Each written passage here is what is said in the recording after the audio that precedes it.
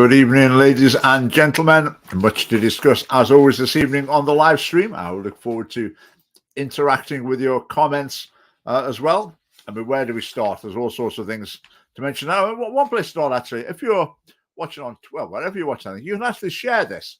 So if you want to click share, then more people will be able to join in and watch this live stream. We had 500 watching live, I think the week before last, which was fantastic. And if you share it now, repost, whatever, then that will help more and more people to tune in.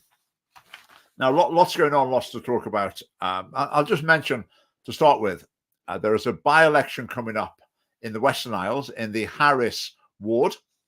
And our Western Isles chairman, Stephen Welsh, is going to be the candidate.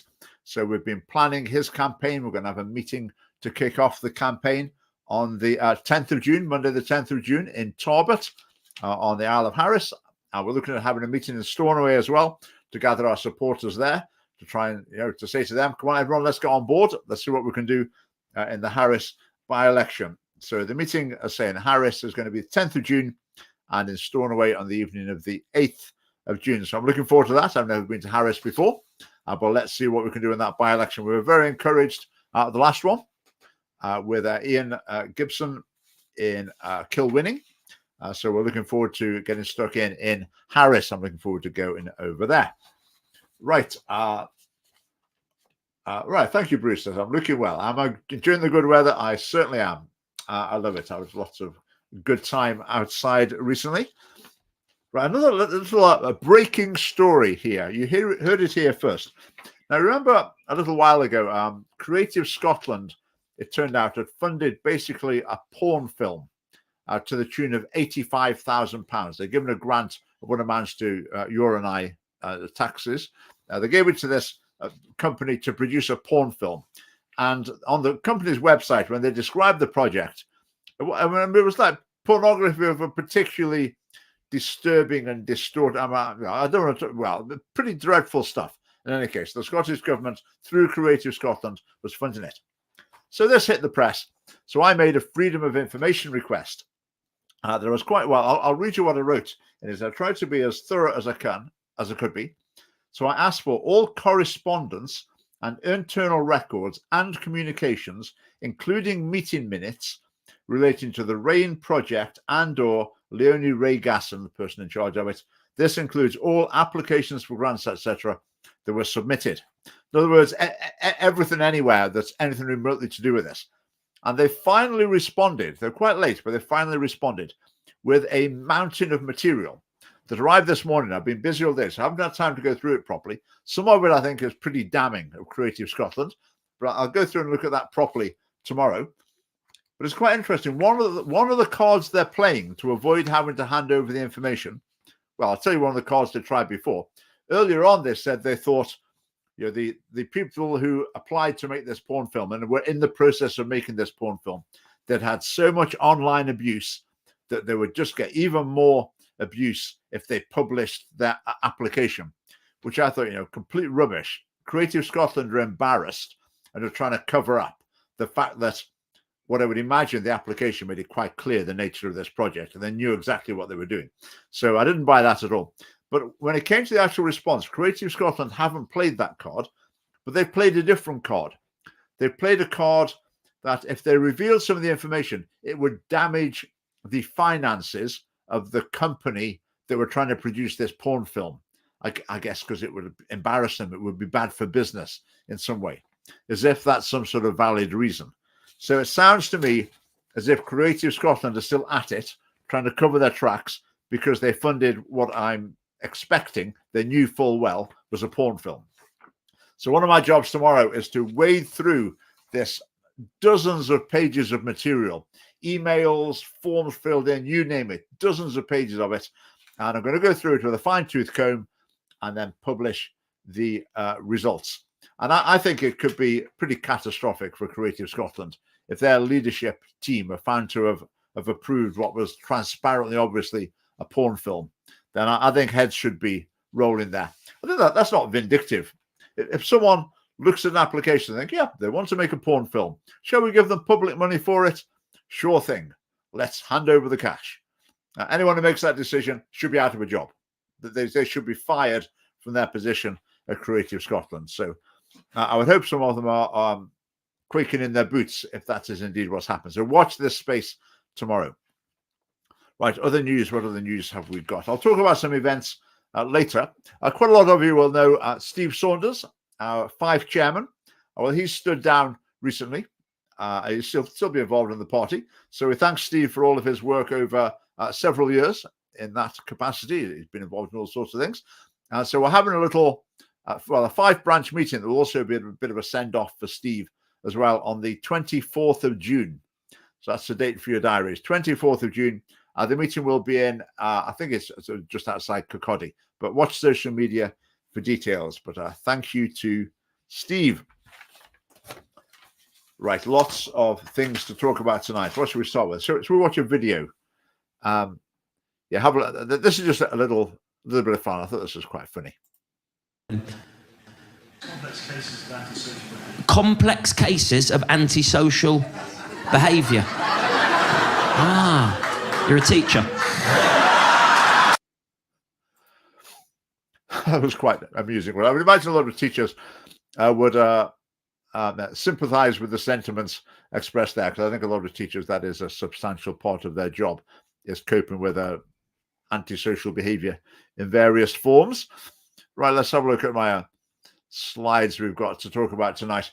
I saw this on Twitter. Someone had reposted it with the comment, "Why is the BBC obsessed with drag?" And it's true.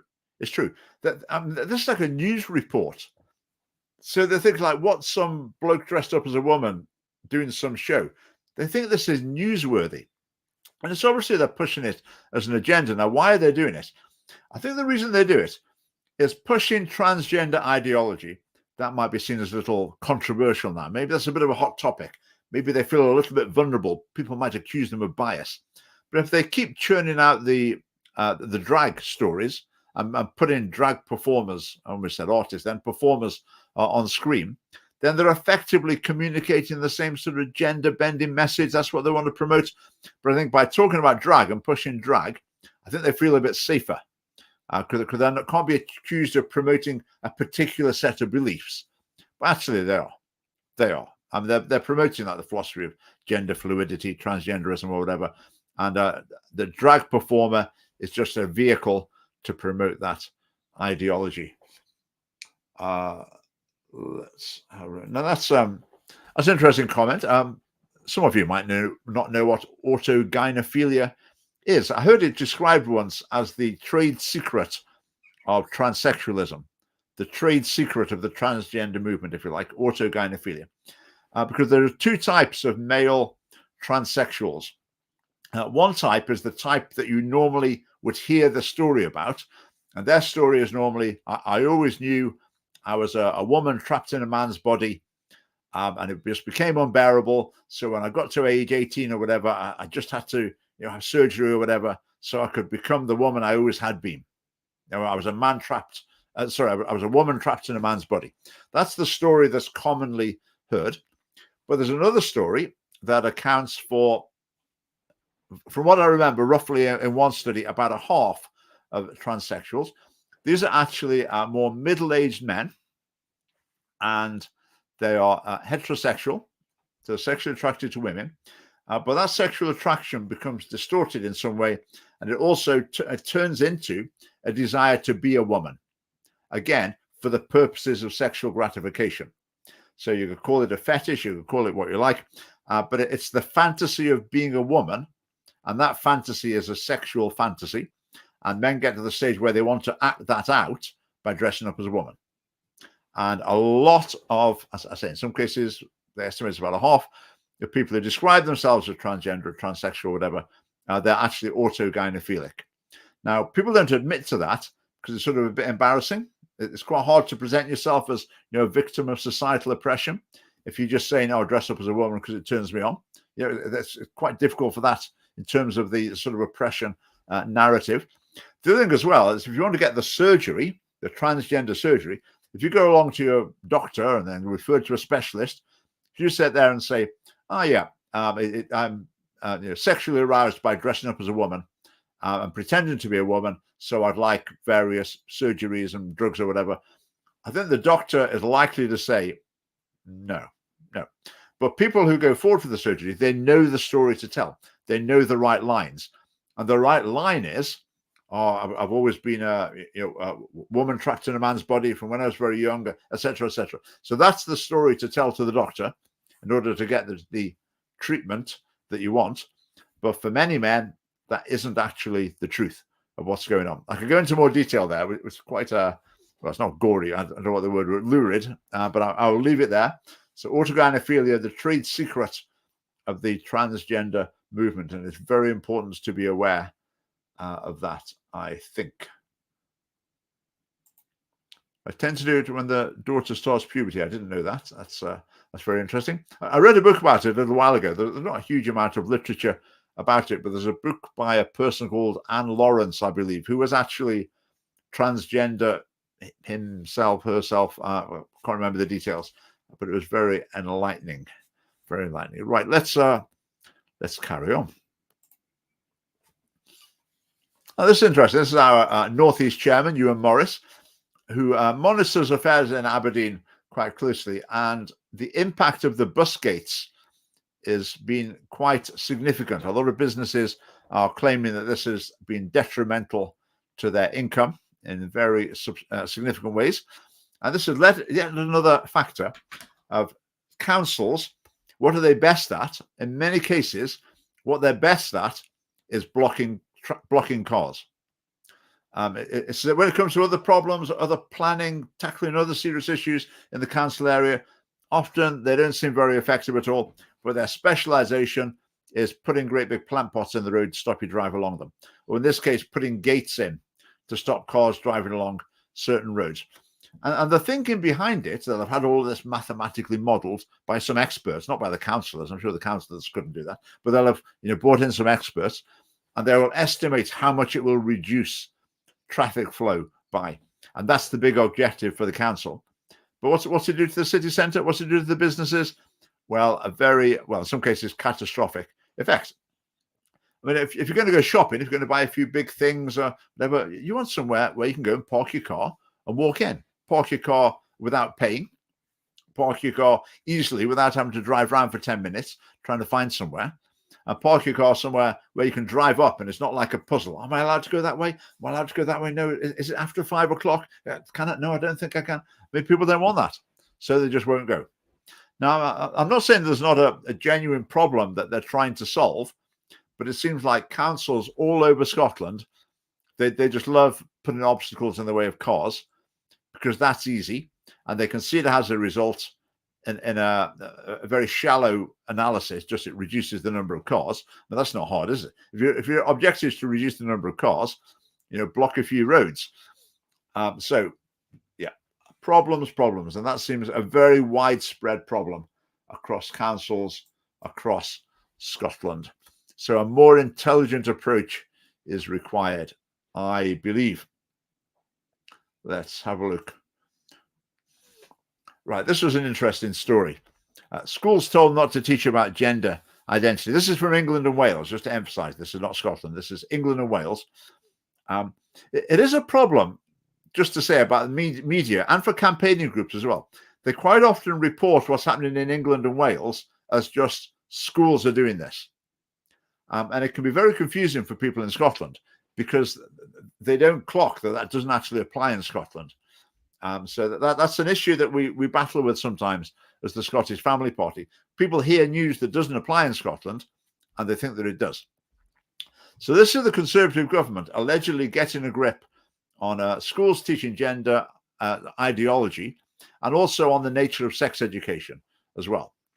So, I mean, the first thing I'd say to this, the Conservatives have been in power since 2010, basically. And in terms of transgender ideology, they have presided over the whole thing. The fact that it's got a pretty strong grip on the education system throughout England and Wales. Perhaps in particular, independent schools are the worst in many cases, because they're the ones who are most keen to appear very progressive and liberal and sort of left-wing, because they're worried that the liberal, progressive, left-wing people hate them because they're an independent school. And so they're worried that the government, particularly the Labour government coming in, won't like them because they're elitist. So they want to balance that up by being as progressive as they possibly can be.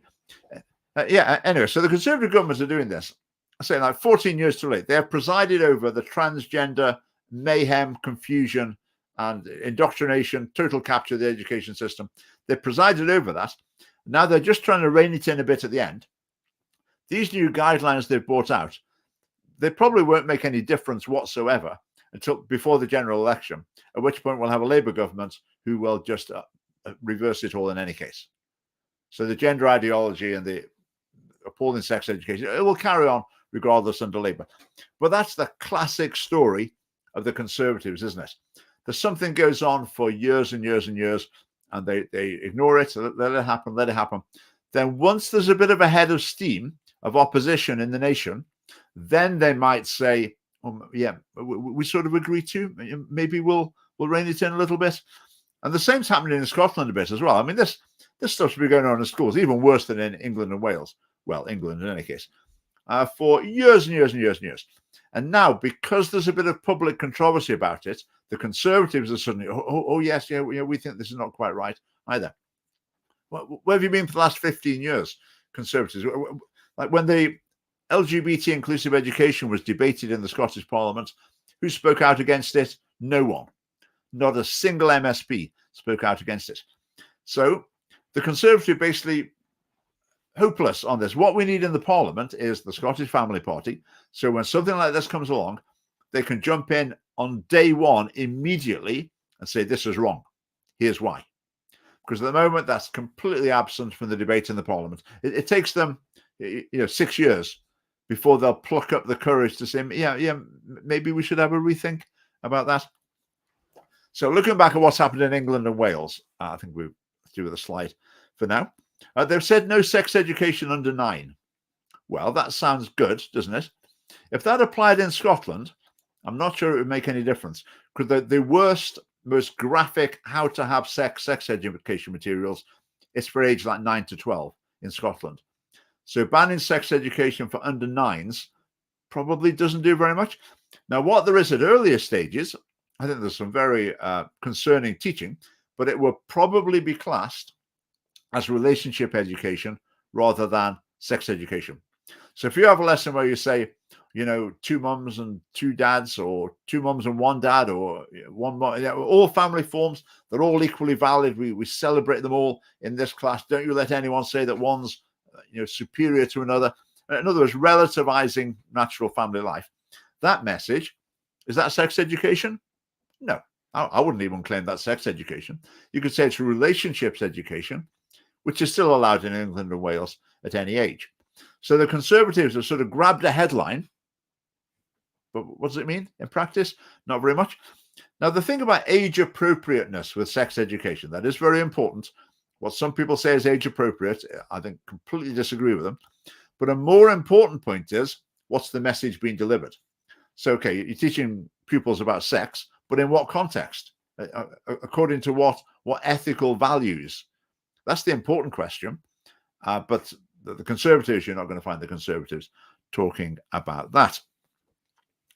The Conservatives definitely are not reining in the LGB aspect as well. Now, similarly to in Scotland, schools in England and Wales, the general message is, some people are lesbian, some people are gay, some people are bisexual. That's just great. Explore, find it for yourself, whichever path you choose. They're all equally valid. Let's celebrate. That's the general picture in England and Wales, and the Conservatives are not changing that at all. And that's very definitely the picture in Scotland as well. I mean, problems with that, I've talked about this a few times. I mean, lesbian and gay relationships, they correlate with significant mental health problems, physical health problems, relational instability, addictions, etc., etc., etc. So there's good reason to look at lesbian and gay relationships and to question whether or not they're a positive life choice. Whereas in Scottish schools and in England and Wales, the message is just, hear the different types, give anything a try you like, we're right behind you. It's entirely up to you. In fact, in the Scottish rshp.scot resources, it even, I would say, it promotes lesbian and gay sex. There's a video that says well, I don't like talking about these things, but anyway, it basically says that lesbians have better sex than straight people. And there's also a video that says that the type of sex that gay men often have is actually more pleasurable than natural sexual intercourse. So it's like promoting lesbian and gay relationships, despite the evidence of the negative outcomes associated with them. You ain't going to hear the Conservatives talking about any of that. No way. No way. Now, the Conservatives are saying they're going to stamp out the teaching of gender ideology. What's that mean, though? Gender ideology. I mean, I think gender ideology is the idea that you can change your gender, isn't it? I mean, that's what gender ideology is, basically. So the Conservatives don't want that teaching. But hang on, that's what the Conservatives believe. That's their official policy, the Conservative Party.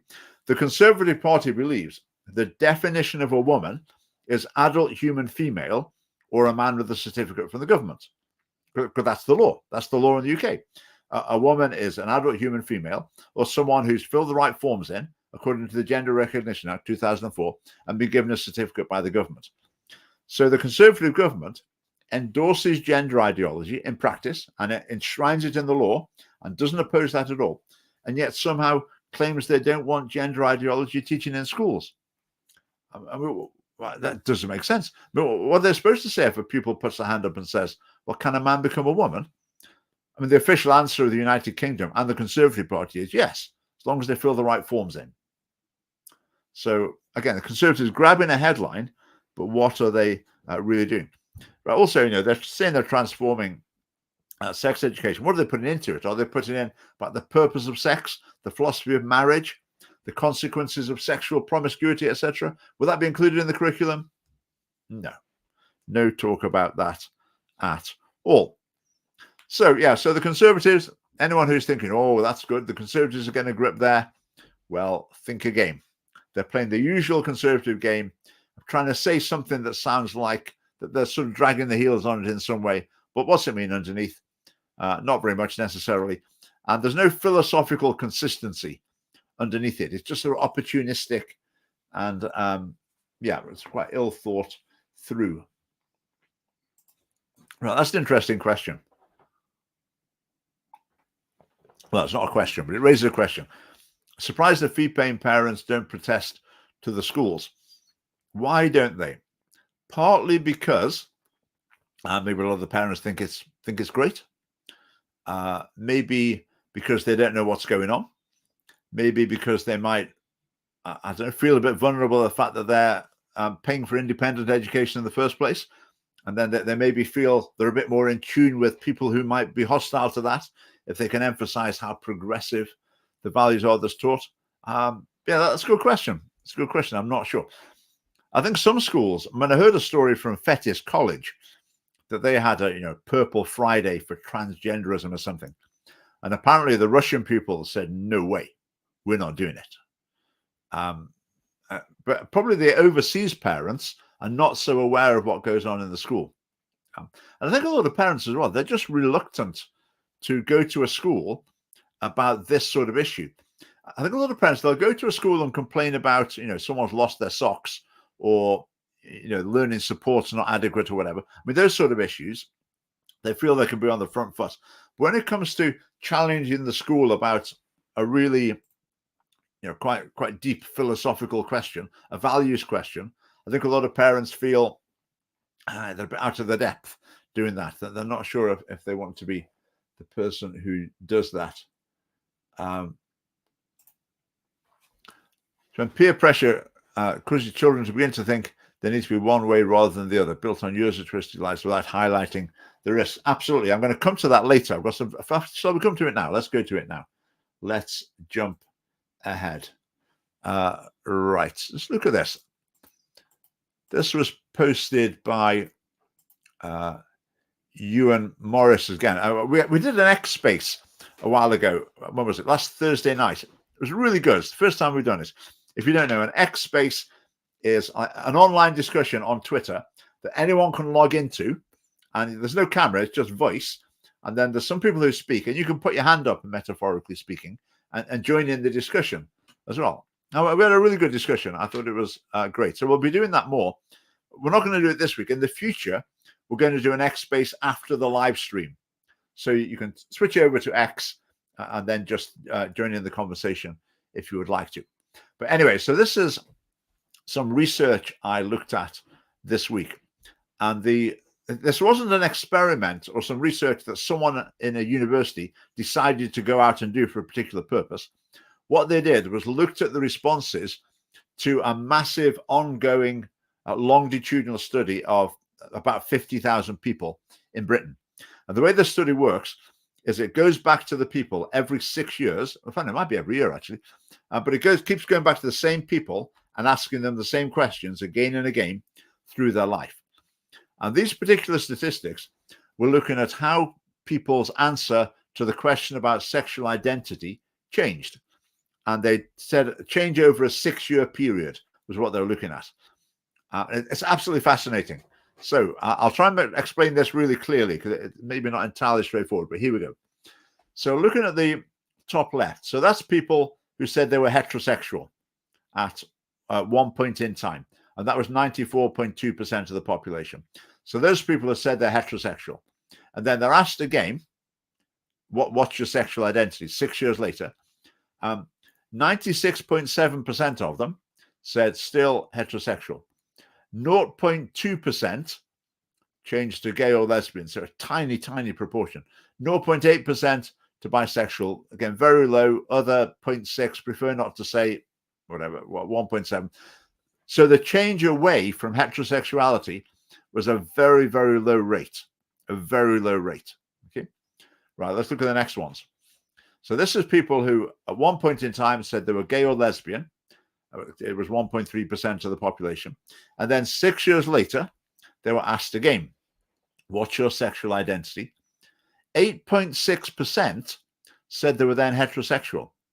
8.6%. So changing from heterosexual to gay or lesbian, 0.2%.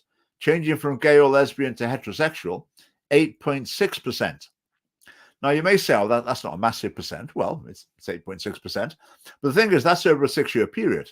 How many 6-year periods do you go through between the ages of like 16 and going into old age? Well, a substantial number of them.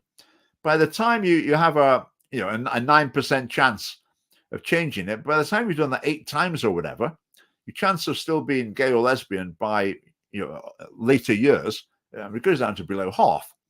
And that's very rough back of the envelope calculation, but I find that quite interesting. So the proportion still saying they were gay or lesbian was down to 84%.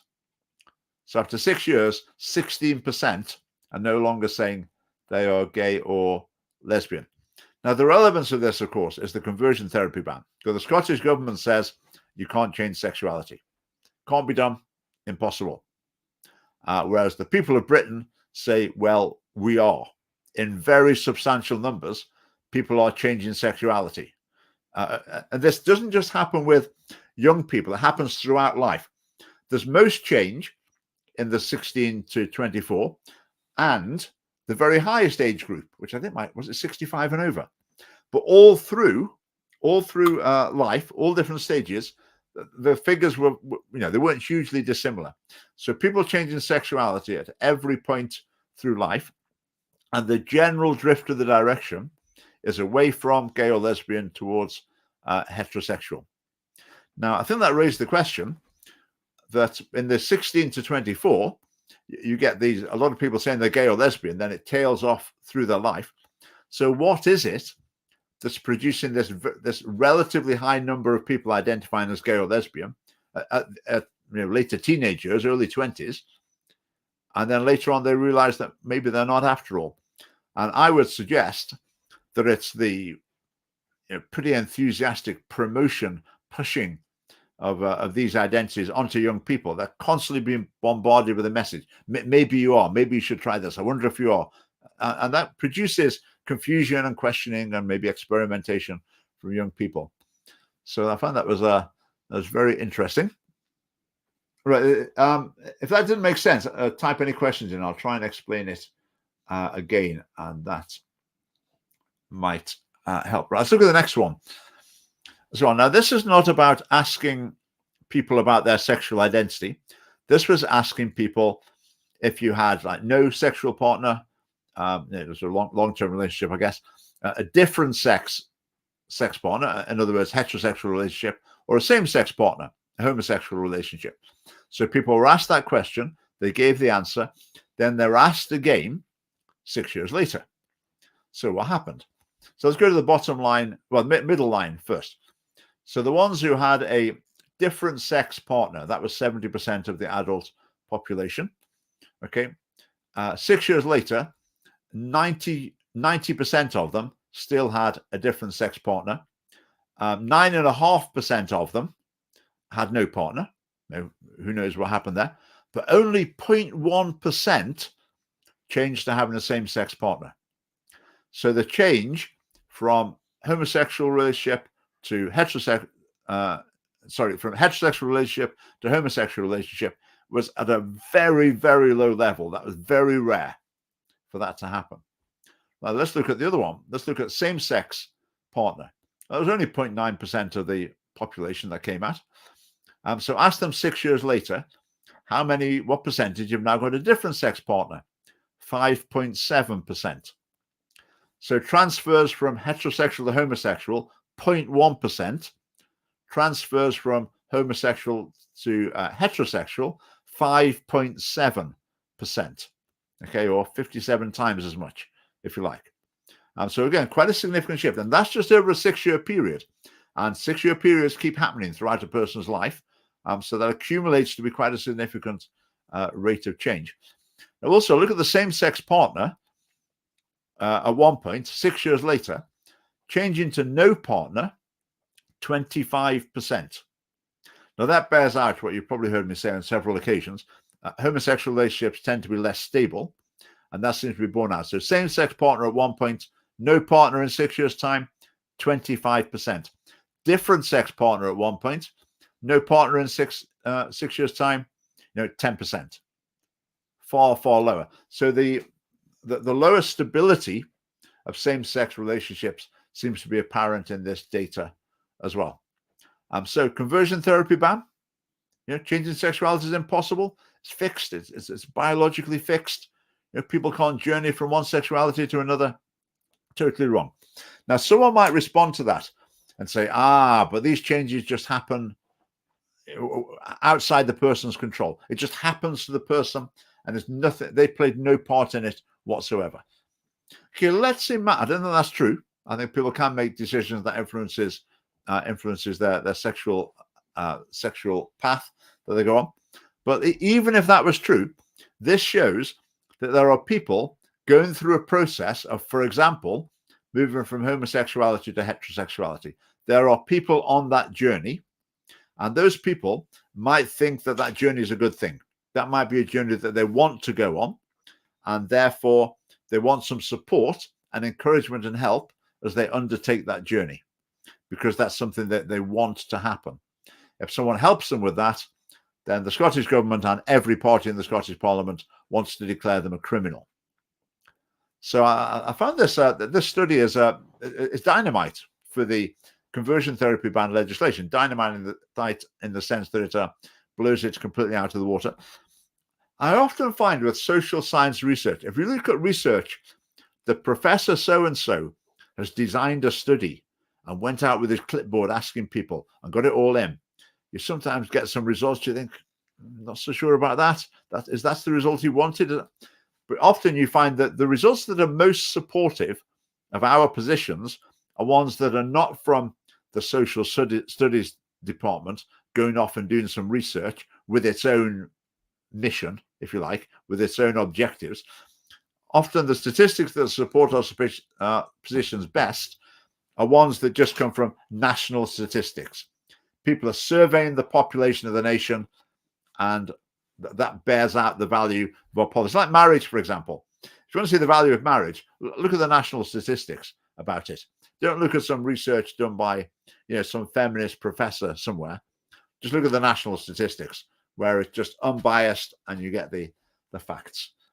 Yeah, so I thought that was very interesting. So I hope you find that interesting too. Right, I've mentioned the X spaces. Do look out for those in the future. Excellent point, Mr. Jupiter.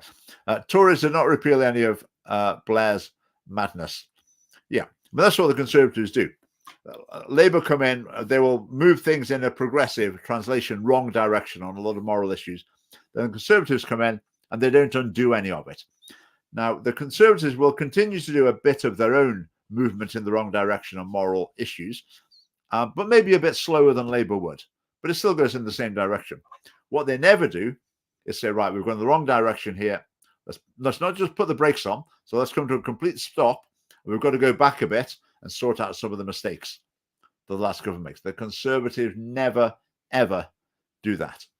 It's like that cartoon. Did I put this cartoon on the live stream? It was a son asking a father, what do the Conservatives conserve? And the answer was, the Conservatives conserve what the Liberals passed 5 years ago. And that's more or less the position. Right, what else have we got? Oh, this has happened in England and Wales as well as in Scotland. This is declaring that prisoners are going to be released because the prisons are full. I mean, I just think that's how can anyone say that? That's just saying we haven't got a justice system anymore, which is the point I was trying to make in this. I don't know what you call it, meme, cartoon, whatever. So the judge is saying, for your heinous crime, justice demands that I sentence you to be imprisoned until the prison gets full, which time, whenever that may be, you can go free so we can fit someone else in. If you have a justice system, the punishment given is, well, that's why it's called the justice system, because that punishment is deserved. And if the severity of that punishment is determined by practical considerations, then it's not a justice system anymore. Now, this is one of those things where, so the Scottish government is probably saying, well, it's not ideal, but, needs must, it's a way of solving the problem. Probably saying, no, you just can't even think of that. That's like saying, we're not going to have a justice system anymore. We're just going to have a sort of random punishment system. It's a luck of the draw, what sort of punishment you're going to have as a result of the crime you've committed. But on the other hand, the Scottish government's probably thinking, well, actually, we quite like this. This suits us. They don't really believe in punishment, full stop. That they don't like it. They believe that, restorative justice, punishment's counterproductive, prison's counterproductive. If we're just nice enough to the criminals, they'll become nice back to us, and they'll become fine, upstanding citizens. If we just treat them well enough, treat them with enough respect, that will do the trick. Now, of course, there's some truth in that. There is truth in that, but there's also truth in the fact that a nation needs a justice system that deters criminals from committing crime. And the rest of the population needs to see that justice is done. Otherwise, they will be extremely resentful and will start to take matters into their own hands. And that is not good.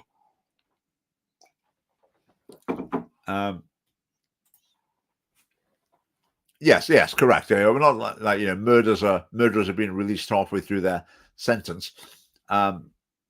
Yes, I wouldn't exaggerate that, but it is basically the principle being conceded is that the severity of a punishment can be determined by a practical consideration that's outside of any concerns about justice or rehabilitation or anything else, and something's gone wrong.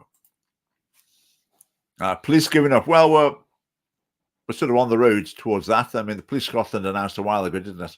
It wasn't going to be able to investigate a lot of minor crimes. Now, to be fair, I mean, can any police service investigate every report? Possibly not.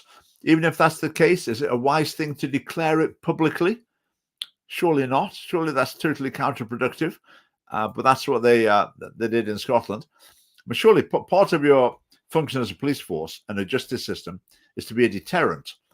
So you're undermining your own deterrent effect if you say that, we don't investigate lots of minor crimes. I mean, it's not the wisest thing to say. Now, this was an interesting little graph I saw. You probably can't read it very well. I'll explain it. It'll be fine. So the proportion of respondents answering women should have the right to an abortion. So in other words, a pro-abortion question. Yes or no. So what percentage answered yes? And we've got this been measured across years. So they're doing the same survey in 2021, 2022, 2023, 2024. And then the different coloured lines are age groups. So the two pale ones, the pale pink and the pale blue at the top, their age is 50 up to 65 plus. So they're the older people who are up there. So do they think women should have a right to abortion? Well, they do, like high 80s%, even into 90%. And the proportion's probably going up overall. So when basically older people 50 and above, they're in general pretty committed to abortion, very pro-abortion, and becoming more so. Right, the blue line, 25 to 49, well, a lower level of support for abortion. I mean, we're still talking about 80, over 80%. Goes down a bit, goes up a bit. So the overall trend isn't upwards, but so that. But then look at the red line at the bottom. That's the 18 to 24 group. Now, what's going on there? I mean, their rate of approval of abortion, I mean, that's getting down into the 70s%, mid to high 70s%. So in other words, looking at that from the other side, that's getting towards, a quarter of people in the 18 to 24 age group saying they don't think women should have the right to an abortion. I mean, that way of phrasing the question as well, isn't it? Right, it's a very biased way of asking the question. If you ask the question, should abortion be allowed up to so many weeks or whatever, or do you think it's okay for unborn children to be killed? That would be the extremist question on the other side. So it's a very biased question.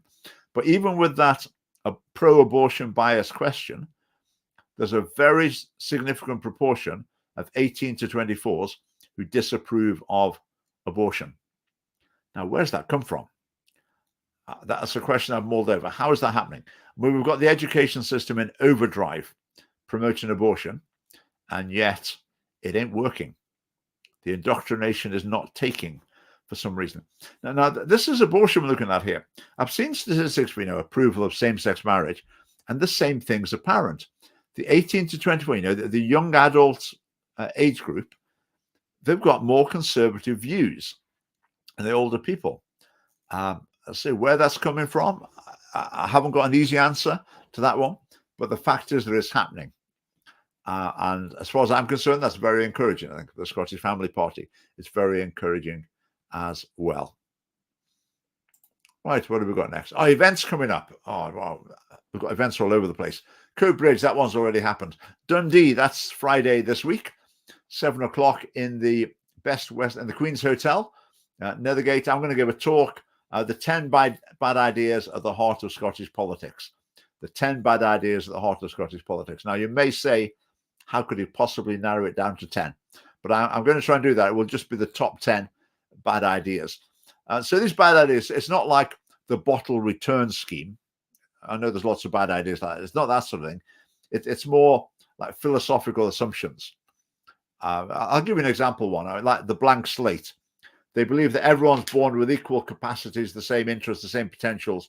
And how a person develops is just to do with the way they're brought up and the way they're treated. But it's just not true. Just not true. We're each dealt a hand in the gene lottery, and we've got various strengths and weaknesses, capacities, interests, and we're not a blank slate. If people are treated in exactly the same way, they'll still develop in very different ways in the future. So the blank slate is one example of a bad idea at the heart of Scottish politics, because if you listen to the politicians in the Parliament, you'll see that in many cases that is what they actually believe. It's like closing the attainment gap. If you can have the same education for every child, they'll all turn out the same. They'll all get the same results. Not true. Right, the Edinburgh meeting, that's actually been postponed. So we'll do that one for now. Right, the Stirling meeting, that is on Friday the 31st of May. That is actually at Michael Willis's house, which will be very nice. So you can drop an email to Michael if you'd like to come along to that. I'll be speaking about Christians in politics. Glasgow, Saturday the 2nd of June. That's a church service. I'm speaking in the church service in the afternoon at Vision Church. Looking forward to that. Been there before. Aberdeen, 7th of June, 7 p.m. I'm giving a talk about banning prayer in Scotland, conversion therapy and buffer zones. You wait for decades for a prayer ban, and then two come along at once. So I'll be talking about that. And then on the 8th, Saturday the 8th, I think I'm going to be in Stornoway. Monday the 10th in Tarbert. In Harris, 14th of June, Kilmarnock, again banning prayer. Paisley, 19th of June, conversion therapy ban. Edinburgh, 23rd of June, I'm speaking at Christophan Community Church at 11 o'clock in the morning. That's a Sunday. East Kilbride, we're awaiting further details. So it'd be great to see you at any of these events. Right, so we've got comments. What's the scientific basis for the Scottish government's aggressive view that sexuality cannot change? Where do they get it from? Or have they just made it up? Good question. Well, partly they make it up. By make it up, I mean these things circulate as factoids among the activist community. Now, a factoid, as far as I'm aware, the definition is a piece of purported information that spreads like wildfire and lots of people hear it, and it just gets quoted left, right, and center, but it's actually got no foundation in any reliable evidence. So I think it's a bit of a factoid. Now, with this, you can imagine university departments.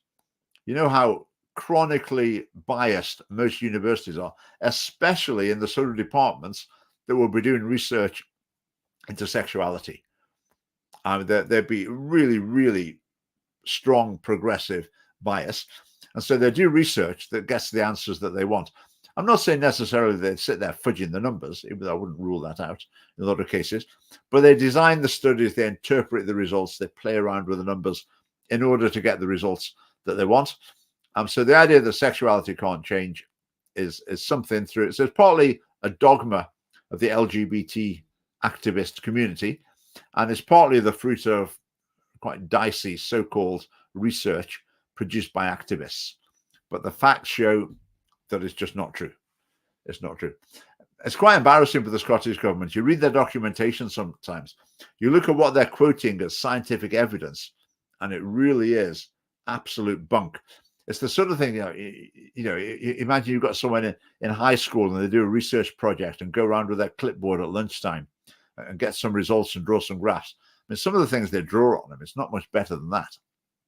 But it's as though they haven't. It seems like in the Scottish government and maybe even civil service, they lack statistical competence. They don't seem to have people, in some cases, in some areas at least, where they can look at a piece of work and say, no, that this research isn't valid. It's not of high enough quality to include in this government document. So that's maybe an area for development for the Scottish government. That's interesting. Switch from YouTube to Facebook. Pictures are much sharper on the latter. Right, no idea why that would be, but yeah, that might well be. But do remember, you can share this. Whatever you're watching on, just hit share, and then other people will be able to join in, and we can have more and more viewers in the future, which would be great. Right, let's carry on with my slides. Right, oh dear. All right, this is the Green candidate for Gordon and Buchan. So I assume that's in the Westminster election. I don't know if we were going to have a candidate there. I don't know if Ewan Morris is our candidate, or it might be someone else. I'm not sure. But anyway, she is the Green Party candidate. I think it's a he. Actually, I'm pretty sure of that. And here is another picture of the Green Party candidate engaged in a leisure activity. Now, I mean, it's quite bizarre, isn't it? We're now at the stage. I'll take that image off the screen. I don't want to subject you to that any longer. We're now at the stage where if I applied to be, say, a Conservative candidate, and they found out that, some of my socially conservative views, I would probably get the chop. They wouldn't let me through to be a Conservative candidate. But the Green Party, I mean, if you've been engaged in some sort of perverted fetish activity or whatever, then great, no problem. No problem. So that candidate, they didn't have to hide that. It wasn't that the Green Party have suddenly realized that, oh no, what have we done? How on earth did this person get through vetting? How embarrassing. That's not what the Green Party is thinking. The Green Party is thinking, you bigots, how dare you look down on someone just because they've got gender confusion and they engage in some sort of perverted sexual fetishes. It's quite a strange world we live in. Let's put it that way. Right, moving on. We've talked about those. Well, this was another good post on X. We were talking about one of these last week, maybe. Abigail Schreier. Now, the the post she's responded to at the bottom is interesting. So someone is saying, we know students are more likely to access mental health support if it's offered in schools.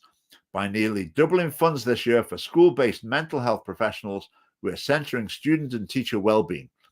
Now, where is that? I suspect that's maybe, well, I've no idea, but it could be in Scotland, because that is exactly the attitude of the Scottish government.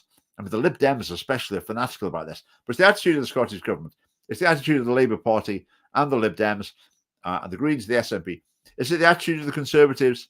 Yes. Yes, it is. This is one of those many areas where the Conservatives should be saying, well, we know what you're all saying, but actually we think you're wrong here. Your philosophy of education is faulty. We've got something different to offer. We'd like to challenge that. The Conservatives do that? No chance. They just go with the flow. Anyway, so the problem with what he's saying there is saying we're going to offer more mental health professionals. That's what children need. Children have got a lot of mental health problems, and that's certainly the case. We can discuss the reasons. And the person said the solution is more professionals in schools, more counselling sessions for children. Now, counselling sessions for children, I'm not saying that's got no place, but like to just keep saying we need more and more and more and more and more of it, that's the way to solve things, is not the way to go. Right, so Abigail replies and says, well, actually, this is what children need. Less therapy, right, agreed.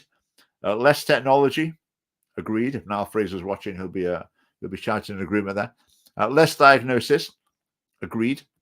Now, the assumption tends to be if someone's got a problem, if you can investigate what it is and give it a label, well, that's something. That's a step in the right direction. Often I think it's a step in the wrong direction. Because saying to someone, right, there's something wrong with you, and there's probably nothing you can do about it. And so instead of your attitude being, oh, maybe I can sort this out, maybe I'll try and act differently or think differently. And the people around them, instead of thinking, oh, right, this kid's got a problem with behavior, let's try and help him to change it. Or that this girl's got a problem with the way she thinks, let's try and help her to think more positively. Instead of thinking that, it's more, oh, that must be really difficult for you. We'll try and help you to stay positive because you've got this problem, which I think is not helpful. It's not helpful. It's a bit fatalistic in its response. I always tell the story when I was teaching. What used to happen is a boy would be sent off to the educational psychologist because I and other teachers would say, right, here's the problem. Can't sit still, forgets his books all the time, etc. So you write down the problems, and then they go to the educational psychiatrist. Then the psychologist, rather, then sends me a form as the teacher and says, can you describe the problem? So I write down all the problems, forgets his books all the time, can't sit still, doesn't whatever it is. And then I send that back to the psychologist. Then a couple of weeks later, the psychologist produces a report that's probably cost hundreds of pounds, sends it to the school, and what it says in the report is exactly what all the teachers told him. So it's just like a mirror. So he repeats what the teachers have told him the problem is, but now they're not problems. Then this is not behavior problems, or it's not laziness or anything like that. This is a diagnosed condition. So if I then write on this boy's report, he can't sit still in class, he needs to concentrate, then the parents would say, you can't say that. That's his condition. He's got a diagnosis of that. How heartless of you to point out that he's got that. That's like criticizing someone for wearing glasses or something. That's a terrible thing to do. So it's counterproductive, completely counterproductive. But the ethos in Scottish schools in general is just that that's always the best thing to do. Get it diagnosed and then sympathize with the person. Rather than challenge them to change, to go over the problem, you nurse the problem and work around it. So saying, right, they need more time outside, agreed, exercise, agreed, independence, yes, genuine freedom, yep, and more time with each other. I think now children spend a lot less time with each other. I think there's the culture of the play date, isn't there? So if kids are going to play together, that's something that like parents book up a week in advance to try and find a slot that works. Whereas I think a more healthy thing is, the kids go a few houses down the road, knock on the door themselves and say, is so-and-so coming out to play, or can I come and play, or whatever. And so it's just a routine thing. The kids play with each other basically all the time, all the time they want to. I think that's something we've lost that's very valuable. Being outside as well, really important. And then just being with each other, because kids sometimes are not very sensitive to each other. And they learn to get along partly because the kids are not that good at getting along. If they're always interacting with adults who behave perfectly, show no emotions, are always understanding and helpful and kind or whatever, then the kids can learn that that's the way everyone should be with them. And if anyone isn't, then they just fall to bits. But if you put kids with kids, some kids are going to be awkward and unfair and a pain in the neck. And they'll learn to deal with it one way or another. But I think increasingly children don't have the opportunity to do that. Higher expectations of conduct and achievement.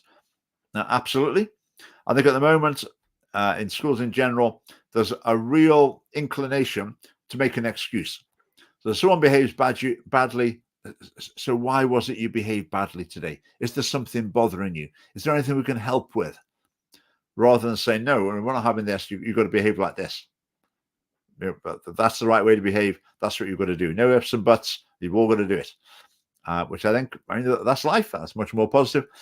Same with achievement as well. Whereas at the moment, it's more likely, or the trend is towards a teacher saying, oh, well, if it's too difficult for you, I don't want you to feel stressed about it. You just leave that one.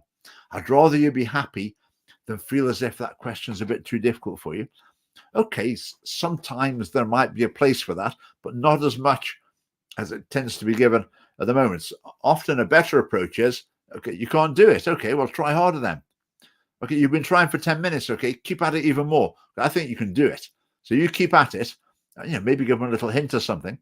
So the assumption is you're going to overcome the problems and you're going to achieve it in the end, rather than, we don't want to put you under pressure. Don't want to feel stressed. Your mental well-being is the top priority. And the last one, focus on something other than their emotions. What could be worse than a lesson on happiness? If I had to go to a lesson on happiness, there's probably not many things that could make me more miserable than that, or a lesson on being worried, something like that. It just doesn't have any positive outcome at all. You learn about emotions through experiencing them, and people around you, interacting with people around you, and you learn about it on the job, basically. Maybe a teacher can help out here and there in a practical sense, when a real issue arises. But having these endless lessons and fill a form in, how are you feeling this week? Are you happy? Are you feeling you're getting on well with your friends? Are your friends treating you nicely? Are your teachers treating you nicely? Are your parents treating you nicely? Do you feel you can speak to your parents about your problems, etc., etc.? Totally counterproductive. So Abigail hit the nail on the head there again, I think. Right, well, a couple of minutes just quickly to finish off. I was in the Parliament today. Again, just in the Parliament foyer, you see that there's political messages that is taken for granted can be presented as the message of the Scottish Parliament. And I'd say they can't. The Scottish Parliament as an institution should be politically neutral. So there shouldn't be Parliament and you, LGBT equality. That just shouldn't be there, because that's a political issue. And then I was standing in one place, then I turned 90 degrees, and then you can look at a picture of women taking part in a leadership program to debate the issues for young women leaving education and starting work. Again, so you've got a feminist angle. Women are a special case. We've got to have special things for women. Obviously, nothing special for men or boys. I wouldn't dream of that. But, the feminist angle. Then I turned another 90 degrees. Votes starting at 16. Again, politically controversial issue. The Scottish Parliament decided 16-year-olds should get a vote. The UK Westminster Parliament thinks they shouldn't. Family party policy, 16 is too young for voting. Various reasons. One is they're still in school. School has too much influence over them in terms of forming their values. Now, another reason is that they can be very easily bribed. We'll give you a free laptop. And the Scottish government says that, then they don't do it. And somehow they get away with it. They're not held to account for it. And there's other reasons as well why younger people shouldn't vote. But again, I turn 90 degrees. So another message I disagree with, being presented as the Scottish Parliament's position, as though this is politically neutral, and it's not. I went into the bookshop. So it's worth a look in the bookshop in the Scottish Parliament. How about this book? White Skin, Black Fuel, on the Danger of Fossil Fascism. Now, this is a sort of wacky, extreme, hard left book that maybe should barely even make it as a seminar in a critical studies course somewhere. Or maybe you should find it in some sort of obscure, extreme left-wing bookshop somewhere. But this is on the shelf in the Scottish Parliament. Let's read a bit more about it. In the first study of the far right's role in the climate crisis, White Skin, Black Fuel presents an eye-opening sweep of a novel political constellation, revealing its deep historical roots. Fossil-fueled technologies were born steeped in racism. I'll just read that again. Fossil-fueled technologies were born steeped in racism.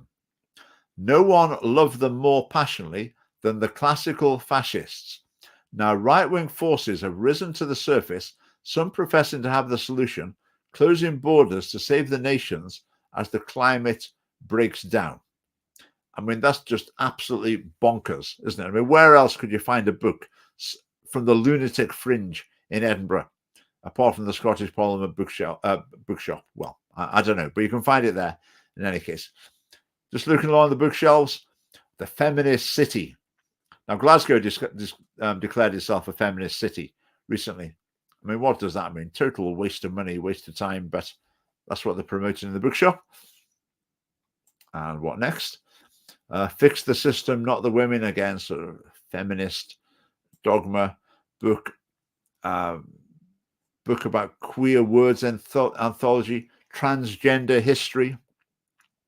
Now, if you want to find a book in there, there are many good books about transgenderism from a critical perspective, huge number of them. If you find any in the Scottish Parliament bookshop, not a chance. Now, I think the bookshop, it's just an illustration of what's happened in Scotland. Is there a lot of political issues have become regarded as non-political. Because the person running that bookshop, if you ask them, I actually have asked them once, I'll come to that in a minute.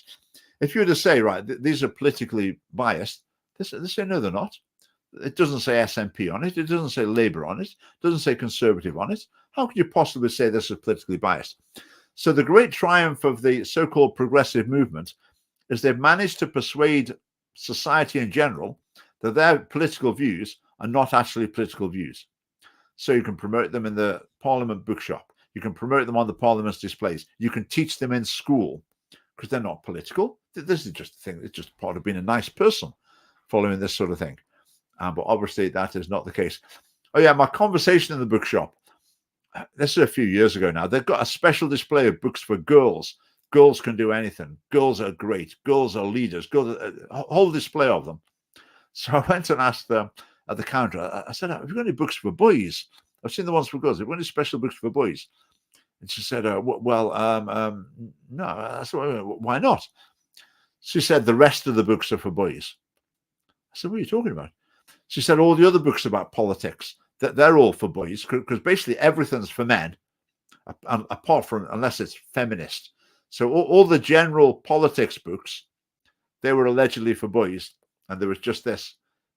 Yeah, so that's why they need the ones for women and girls. I mean, absolutely delusional, but it was the Scottish Parliament after all. I've got a little funny video to play to finish off, but let's just keep going. There's another one from the Scottish Parliament bookshop. How racism and colonialism still rule the world. Now, I suggest that's a very controversial hypothesis, and you would find books that take a very different view on colonialism. For example, what's your chance of finding those in the Scottish Parliament? Absolutely zero. Absolutely zero. Right, is that the end of our slides? That's the end of those. Right, I've just got one little video to play you. I'll explain what it is first. This video is a Coca-Cola advert. I believe it's from Argentina, and it's a very pro-family message in it. And the reason I'm showing to you, well, partly this is quite a good advert, it's quite amusing, but also it's totally different than anything you would possibly see in Britain, I would think. Just watch it for yourself. See if you can imagine an advert like this being shown in Britain. There's a light, a certain kind of light that never shone on me. I want my life to be the what God does it do. If I ain't got you, ain't got you, baby, you don't know what it's like. Baby, you don't know what it's like to love somebody the way I love you. Oh, you don't know what it's like. Baby, you don't know what it's like the way I love you. How about that then? You ever seen anything remotely like that in an advert in Britain? I can't think of one. I can't think of one. It's just fascinating, isn't it? The way that cultures develop. I mean, one thing I did say, I think it was a German advert once. It was really atrocious. It was in a supermarket, and it was a dad taking I don't know, 1-year-old or something around the supermarket, and the 1-year-old is causing mayhem, screaming and shouting and crying, pulling things off the shelves, throwing them on the floor. And the dad is obviously absolutely fed up and stressed with this. And it ends up, it's a condom advert. I mean, that's totally the other end of the spectrum, isn't it? That's more likely the sort of message we're going to get in Scotland. But I think that sort of video, we need more of it. But at the moment, having children is being denigrated. Single life is being glorified, you know, traveling and sitting around in cafes and whatever, doing your own thing, and choosing not to have children as well. There's stories on the BBC endlessly promoting that, and it's very unbalanced. I mean, those lifestyles might be very positive in many cases, but actually promoting, glorifying, celebrating natural family life is largely absent, and that's a shame. Right, thank you very much for joining me this evening. A couple of hundred of you watching now, and a lot more watch later on. That is great.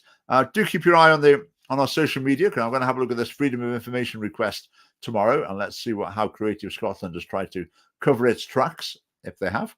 But there will be news to report there. So thanks very much for watching, and I will see you next week. Right. Good night.